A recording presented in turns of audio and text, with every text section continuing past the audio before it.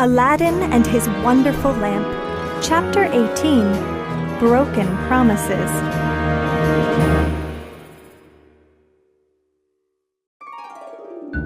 Ah, my young friends, the 3 months had almost passed. Aladdin's mother was shopping for a dress at the bazaar.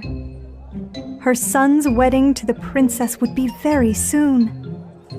Zeba wanted to look her best. But something very strange was happening. People were singing and dancing in the street. What's going on? Zeba wondered.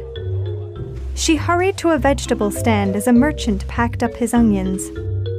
"Why are you closing?" she asked. The whole kingdom is celebrating, he said. Tomorrow, Princess Badra will marry Kasim, the son of the Grand Vizier. "Oh, my poor Aladdin!" cried Zeba, and she hurried home. Bursting through the front door of their house, she called out, "The Sultan has broken his promise!" "What are you talking about, Mother?" asked Aladdin. "Princess Badra is to be married tomorrow," cried Zeba, "to the Vizier's son." "But she was promised to me," said Aladdin. "I must stop the wedding." "How?" asked Zeba. "Don't worry," said Aladdin. "Princess Badra will not marry anyone but me." Aladdin went to his room and locked the door. He took the lamp from its hiding place under some cushions. He rubbed the lamp until smoke swirled around the room.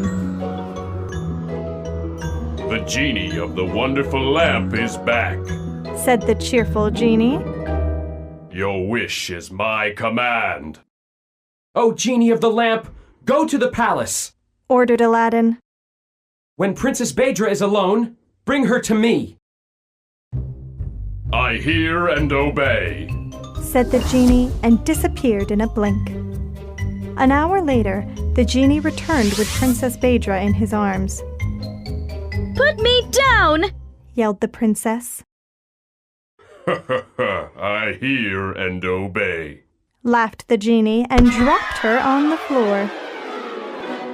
"Ow!" cried the princess, rubbing her backside. She stood up, shaking with anger. "Who are you?"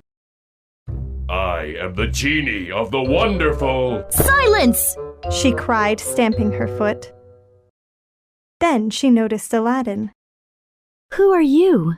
she asked in a softer voice. "I am Aladdin," he said. "I am going to be your husband." "You?" laughed the princess. "That's strange. I thought I was marrying Kasim tomorrow." You see, my young friends, Princess Badra did not want to marry Kasim. They had been children together in the palace. Kasim had always been lazy and mean to everyone. But Princess Badra saw that Aladdin was handsome and seemed kind. "Your father promised you to me," said Aladdin. "Well, my father listens too much to that awful vizier," she replied. "That is why I must marry his silly son." "Do not marry him, princess," said Aladdin. "No one could ever love you as I do." Suddenly, the princess felt the air become hot and the room began to spin. After hearing his words of love, her heart started beating faster. All at once, she knew she was in love too, with Aladdin.